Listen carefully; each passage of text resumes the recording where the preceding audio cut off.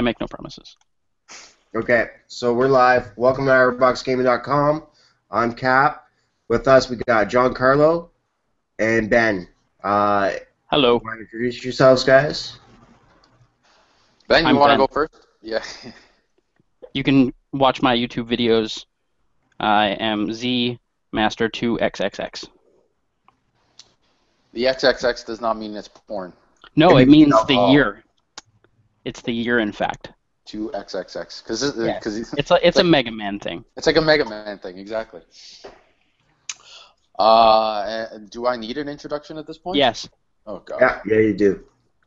My name's It's our Giancarlo. anniversary. Tell them where they can follow you. Yeah. Where can they follow me? At Psyche Diver on Twitters. Twitch and Twitter and pretty much everywhere. I'm Psyche Diver. PsycheDiver. And I do some writing. Basically, I'm on hiatus from the writing at this point while I get my life together. Probably a good thing. Yeah. You're writing, I meant. Yeah, thanks. Such a big fan. I have a big fan in the other room. Mm-hmm. It's like a big oscillating one. Big fan. I got one that's cylindrical. Don't need to know. I saw a video of some guy who had gotten those bladeless Dyson fans, put them in a circle, and put a balloon inside them, and the balloon was just going around this donut. What does this have to do with who you are? The fact that I spend far too much time on social media. This is already starting to be like Complete Geek Radio. Off track. Off track. All right. 30 seconds in, we're off. So what are we talking about today, Cap? E3 and what we liked about E3. Maybe what we didn't like about E3. Okay, we could do that too. Are let's we start starting off with Bethesda? Yes, we are starting with Bethesda. All right. It's a good segue to things we didn't like. Who wants to go first? I think I'm pretty much done. All right. Okay, fine, so- you didn't like it. I really like Bethesda's because they finally showed us a bit of Fallout 4. Even though we've only known about it for like a week, we did keep it under wraps for a bit. Pretty much that. Doom's coming out. I'm sort of excited for Doom because I am a Doom fan, but it didn't really look all that great. Yeah. Yeah, it looked pretty subpar. I think before, like when we were talking about this before, I mentioned Prey 2, and I mean they canceled Prey 2. I was hoping for Prey 2. Probably a good thing, but it sort of looked like that same kind of style of like not great, like smoothed polygons. It doesn't look super interesting. There's just blood everywhere for the sake of blood. Yeah. To me, it looks like a Fallout game. As far as Doom looks like a Fallout game? No, sorry. Doom looks like a Doom game. But the problem is that by the time the trailer was done, I was already sick of it. Yeah, it looked okay. I'm sure there's a lot of cleaning up to do. But they didn't even announce a release date if I'm sure, but it's probably sometime next year, probably deep into next year.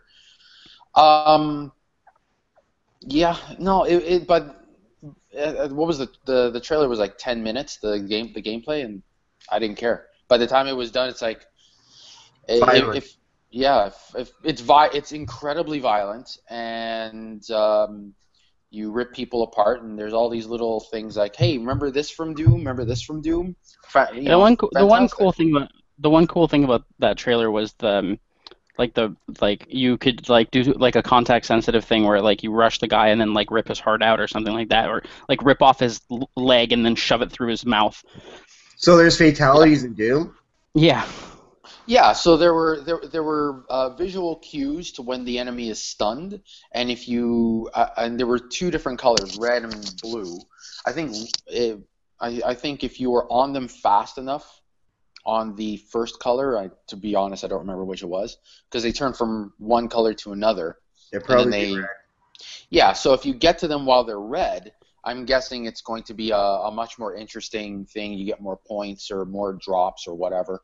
But basically it's just, hit them, they're stunned, they're glowing, walk up, press B, context sensitive tearing of face and stuff like that, and that's all well and good. But how many animations did we see? We saw 6 or 7. How long is this game? How many times am I going to have to see the same thing? And you get desensitized to it. It's just super. The one thing I really, really liked about the Doom showing was Snap Map, which wasn't so much that you could change. The like what the maps were and all this stuff, but a lot of it was contextual stuff. You could condition certain things to happen under and that I think is sort of forward thinking. That's it's not just Forge where you build a map and drop in enemies and okay, go nuts. It's not just creating a capture the flag versus a Slayer or whatever. It's I want my enemies to do this. I want my enemies to do this if certain things happen. So that sort of deep level stuff. To me, that was by far the most interesting and actually only interesting part of the Doom reveal. Well, Sure. moving on with Fallout, they did announce something I found really awesome during the Xbox conference that is going to support mods. Yeah. And then after the press conference, they said that it'll also hit PS4. Oh, it will? Yeah, so it's going to be on both consoles. I think they're still working out the details for the PlayStation side of things, but Yeah. Todd Howard seemed pretty optimistic. Yeah. I think that's a really neat feature because like Fallout, the modding community on the PC is very active, and it's just a nice touch for the console gamer to get that. Mm-hmm. And moving on with Xbox conference. Well, do you want to talk about Fallout in the Bethesda conference, or should we save that for Microsoft? We'll save that for Microsoft because they actually showed a little bit longer gameplay. Okay. Yeah. Microsoft. They started with the biggest thing. They started with Halo 5. I think that's what everybody wanted. They showed some gameplay. They showed some interesting stuff, some cinematic. It looks really good. Yeah. The mocap stuff with like Villian and the other people in the game look really, really good. That's one thing I like. Sorry to interrupt, but that they brought Nathan Fillion back in, being Buck. Yeah. I didn't really like Locke. I think that would be another character that we're familiar with. So it's like, who the hell is this Locke guy? Because actually, one more thing I just remembered. I was watching. I was trying to figure out who the voice actor for Fallout 4 was, for the male voice. Mm-hmm. Yeah. And it turns out he's actually in a couple of Halo games.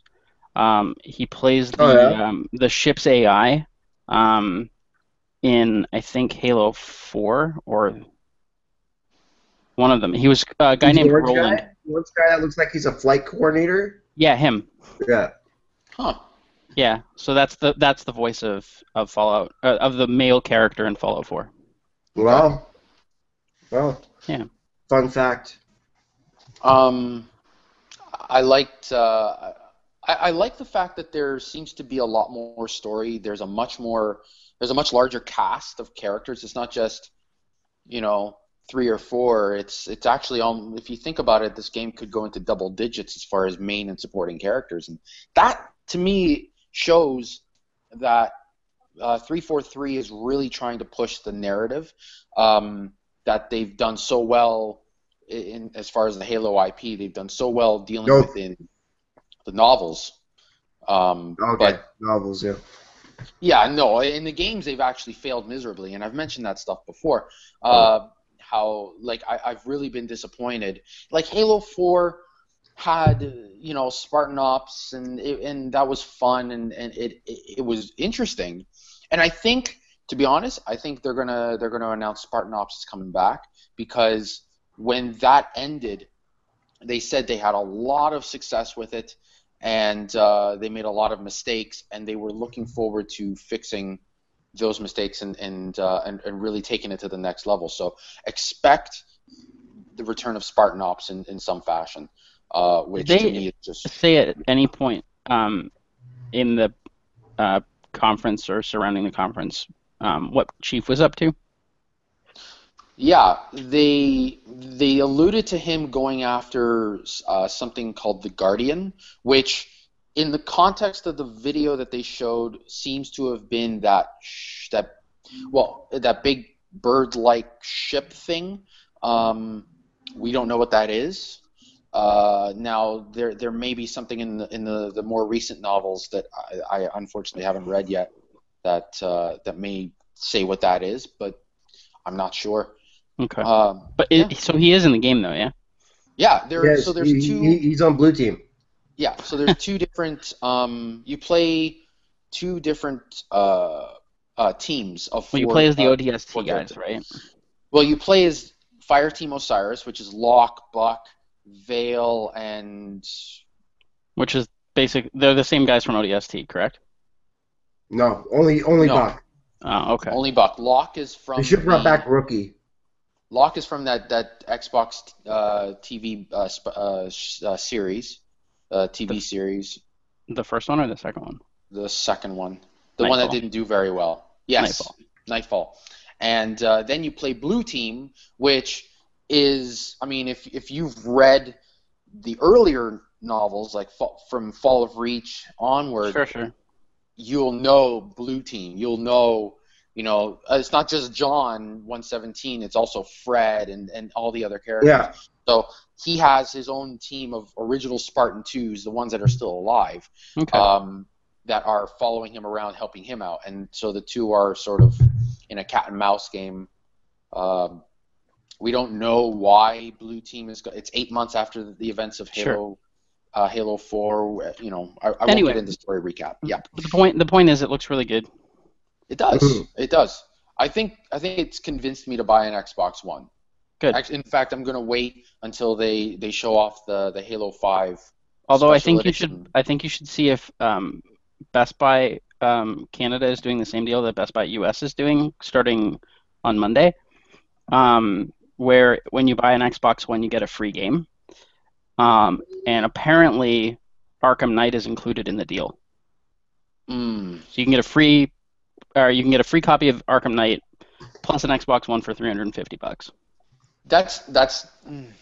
I'll have to consider that, because what they've said that they want, because they've been polling who wants what with a special edition Xbox One Halo 5. Terabyte Well, hard drive. It's Bundle. going to be a terabyte hard drive. It better be. It might be a custom white console because that's what they did for the Master Chief Collection. Well, yeah. They had a. And They're there's not still- going to give you the special edition. Like they're not going to give you the statue and all that nonsense. No, they said there's going to be a special edition. They haven't revealed what. They've said it's going to. Yeah, be it's been pretty- revealed. No. It's a Halo 5 Collector's Edition?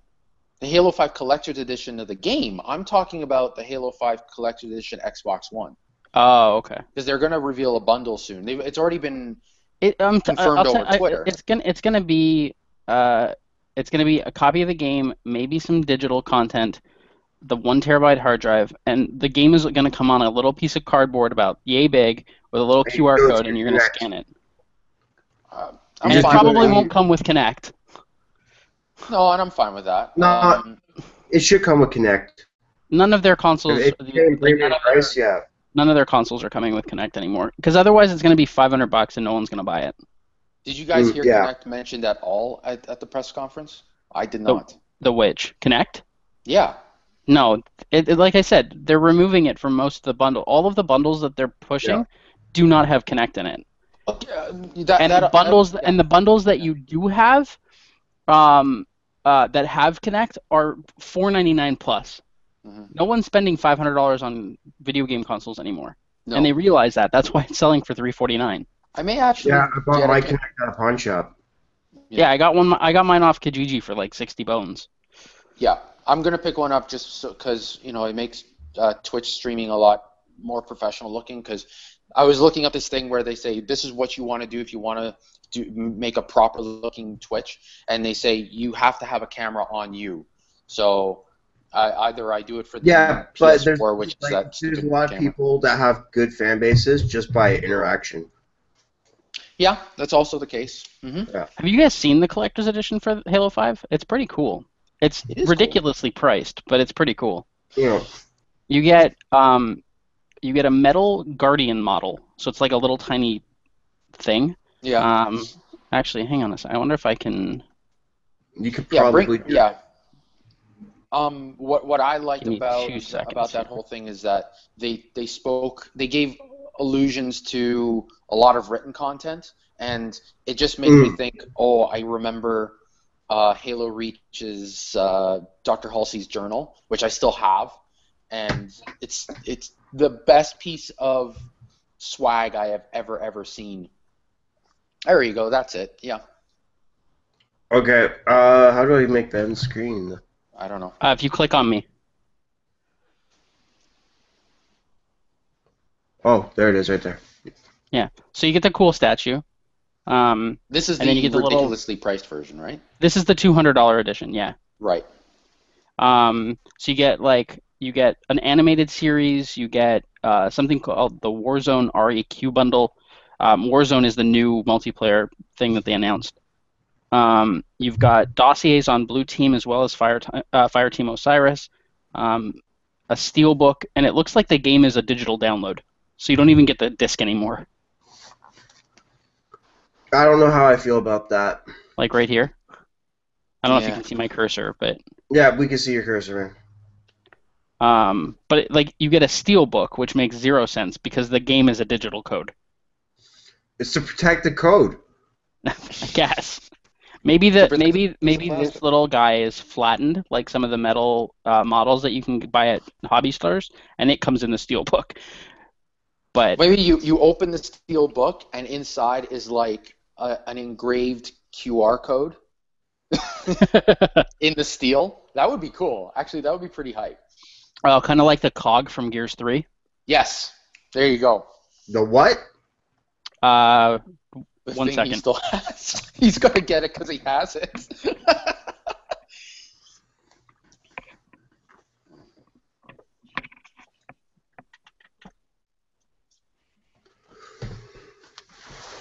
Anyway, we're talking a lot about Yeah, well, Halo look 5. at Halo for however long. It's been a pretty big title. What I'd like to see is what happens after Halo 5. All right. Yeah. Like if there is going to be a Halo 6 or like another 2 offshoots or So let me. So while he's getting that, let me I got it right bring here. up other stuff. Oh, okay. There you go.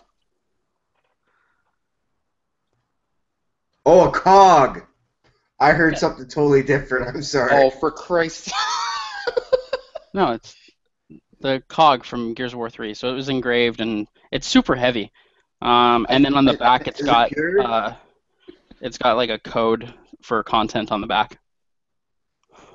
What's the Speaking cog? of Gears, did anybody find the Gears 4 trailer at all interesting? It's hard to find CG trailers interesting. Well, Yeah. there was gameplay in it, but I mean, No, that was CG gameplay. Yeah, it was CG.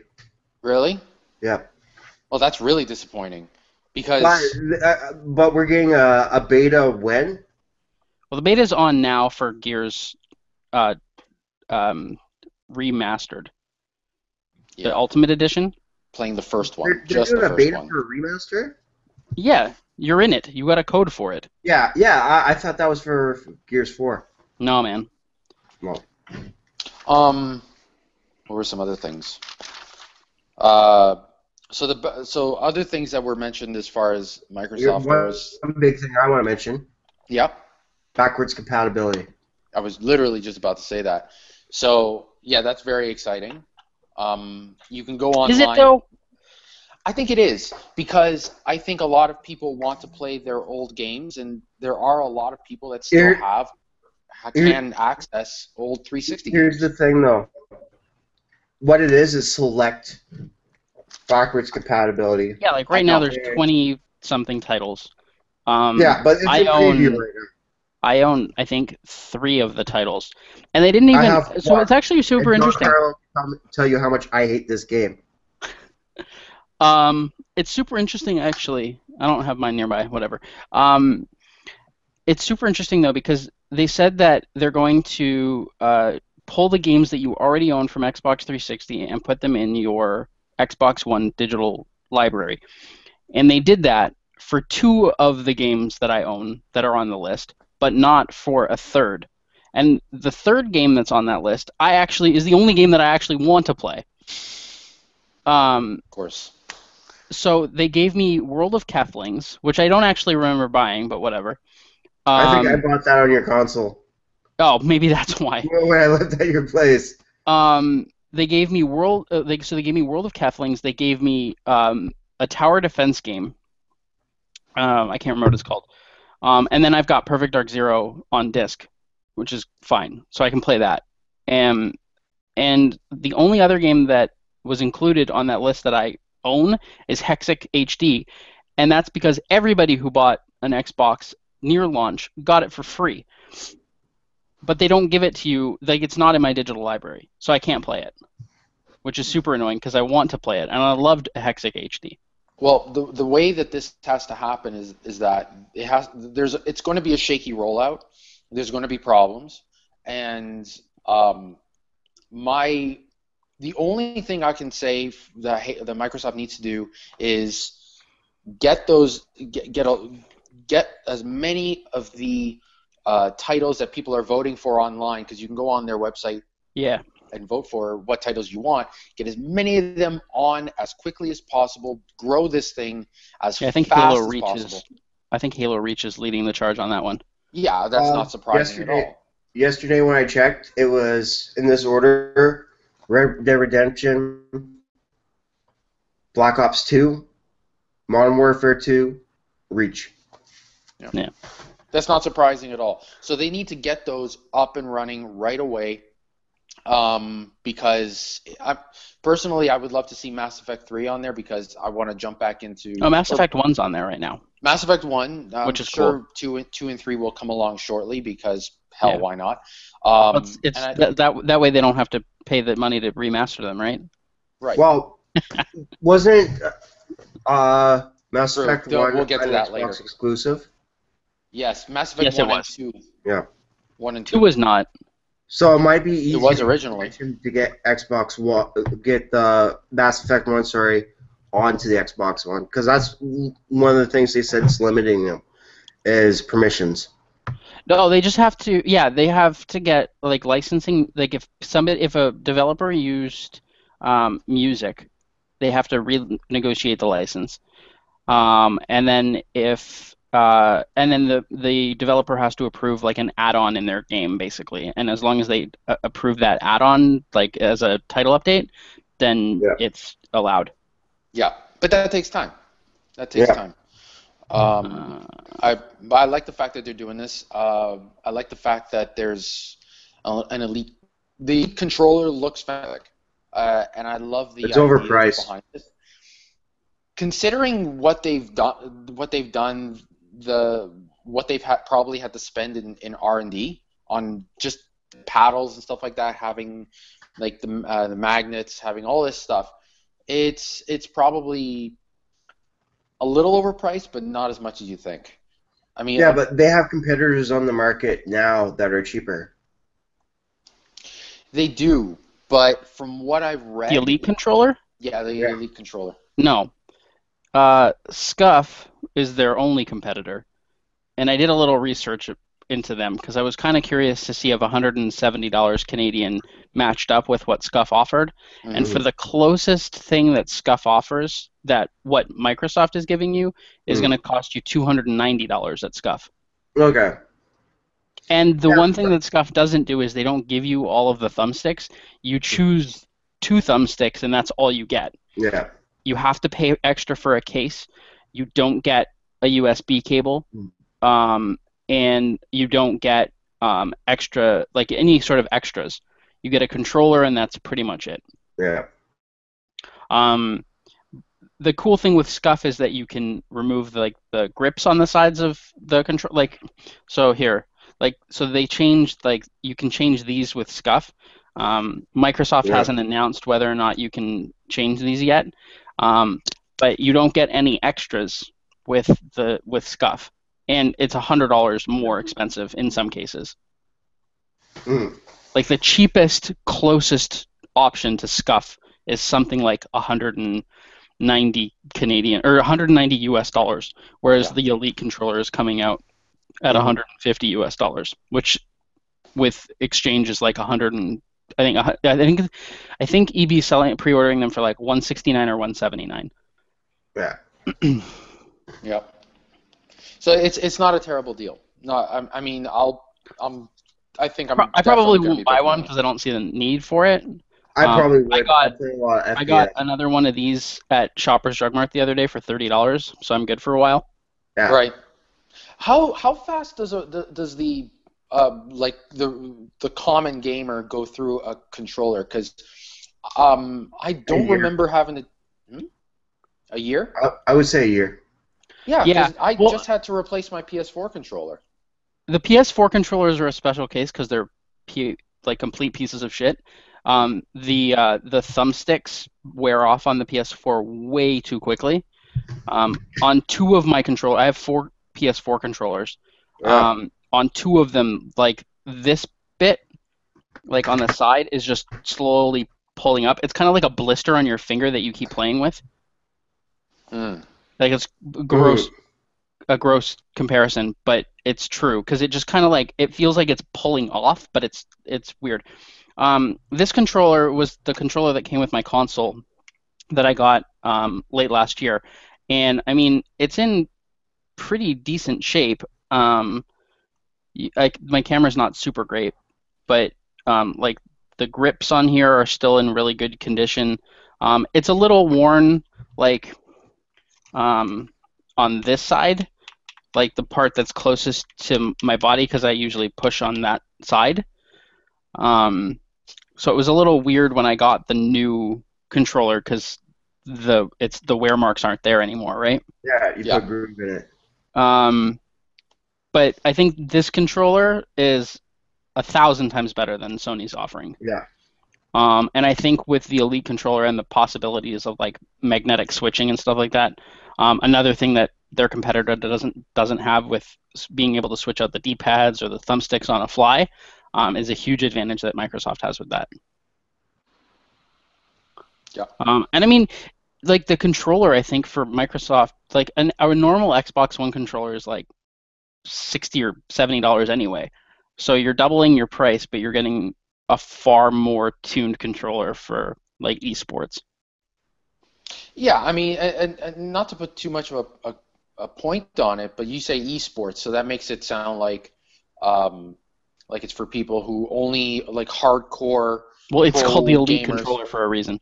Yes, but I mean, I don't think of it like that. I think of it as something that even a normal gamer, like the common gamer who plays whatever and wants to up their game. I mean, the sorts of stuff that this thing is going to be able to do is going to come in handy for even casual gamers if they want to really if they want to be as effective as possible. I think it takes a long time to attune yourself to these specialty controllers as well. Yeah. Not having like tuning yourself away from coming to hit these buttons and hitting paddles paddle. back here. Yeah. Is going to take a lot of work for a lot of people. I think a racing game enthusiasts are going to be on it like incredibly hard. The one thing that I'm really, really excited with these controllers is trigger lock. Mhm. Because I hate. Oh, we lost him. Did we? Oh no, there he is. He's fooling around with settings. The one thing that I really hate about shooter games is having to travel the entire distance to shoot. Because like you have to pull it all the way to fire off a round. Yeah. Whereas with trigger lock, it's only going like half the distance, so you're getting a far quicker shot. Like a in hair half the trigger. time. Yeah, which I'm super excited about. But is it worth $180? To me, probably not. To the next kid who's practicing to become the next Call of Duty champion, maybe. Nate Shot I or don't know if something they're like gonna that. let. The real question that I have is whether or not they're going to allow elite controllers to be part of the championships. I think it'll Well, be meant. they allow scum. Yeah. Do they? Yeah. Oh, okay. Yeah. I think they'll be all over the place. I think Cool. if yeah. Let's talk Um, HoloLens. let's talk about what? HoloLens. HoloLens. The Let's talk. Minecraft call. You Remember? know what? I'm going to be honest. Everyone was saying before, during, and after that this is the year of VR. And to be perfectly honest, I saw nothing that I found interesting, nothing that I'm willing It's to the really play year of with. it's the And year of VR outside of the press conferences. all right, well, Unfortunately for us, we're not there. We don't get to go behind the scenes with a lot of this stuff. yeah, So we didn't get to see Sony's offering. We didn't get to see Oculus in any sort of high capacity. And we only got to see the Minecraft demo and the fact that Microsoft is teaming up with Valve, which is huge. it is. Um, so it is. I think it's the year of VR for attendees. Well, when it becomes the year of VR for people who are actually paying for this stuff and not people who get them free in the mail to write reviews on, let me know. It's called January and it's CES, and Yeah. we'll check that out when that The only comes. the only other things I wanted to mention for Microsoft was Recore. I wanted to see more. I wanted to see actual gameplay because it looked interesting.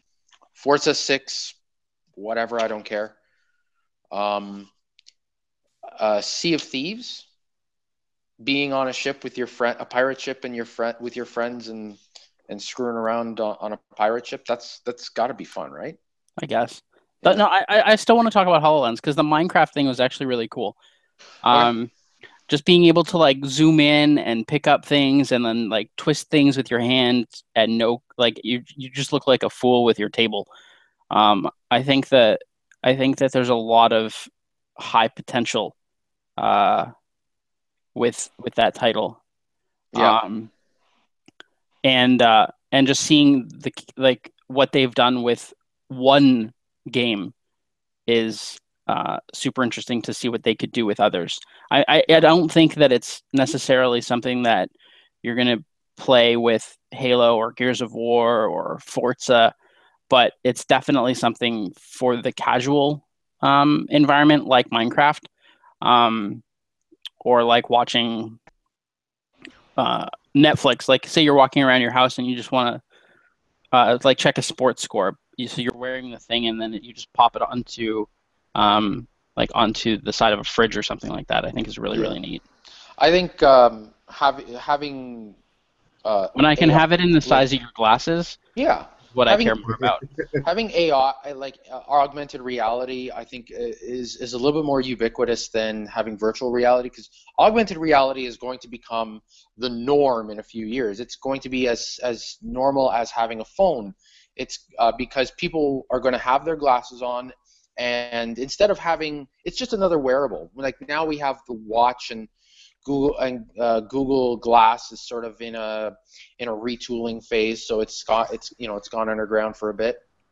But in a few years, it's going to be normal how you are going to have this augmented reality landscape pretty much everywhere you go. How you're going to be able to look at an ad in the subway and you're going to be shown something that only you can see. That's not actually being projected with real light. It's just Mhm. your glasses noticed what you were looking at and started to play a trailer, Sure. or some shit like that. And having, like, I'm sure post-it notes all over the place, virtual post-it notes everywhere, for the OCD. Even dick pics on walls and stuff, and people Yeah, walk exactly. by like, Yeah. I think there's two things that are left in the Microsoft conference that we need to talk about. Okay. The first is Cuphead. yes. You know what? Yeah. And The one really exciting thing about Cuphead is that it's created by two Canadians. Um, and it just looks incredible. It does. It looks like you're watching an old cartoon. Yeah.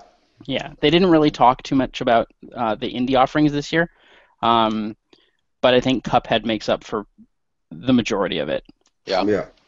Um, I'm I'm super excited about that game, and there's not a ton to tell, because it comes out next year. Yeah. But it's cool because it's exclusive to Xbox One, and Steam, Mm-hmm. which is pretty neat. Yeah. And then, like I said, they're Canadian, so that's awesome. And then finally is the one thing they didn't announce at the actual conference itself. But Microsoft announced that at the end of the year they're going to be rehauling the Xbox One dashboard to be a much more streamlined experience. And at first glance, I didn't know that it had a ton of. It didn't seem like it was really functional. Because I guess because I'm so used to the boxes that they've been using, because the boxes have been there since the Xbox 360. And I'm going to see if I can find a picture that I can share. Yep. But the static images of this dashboard aren't actually super exciting. The seeing it in action, however, is a much stronger experience. All right, here we go. Let's see. There. So that's what it looks like. I do like that a lot better. It's coming off as very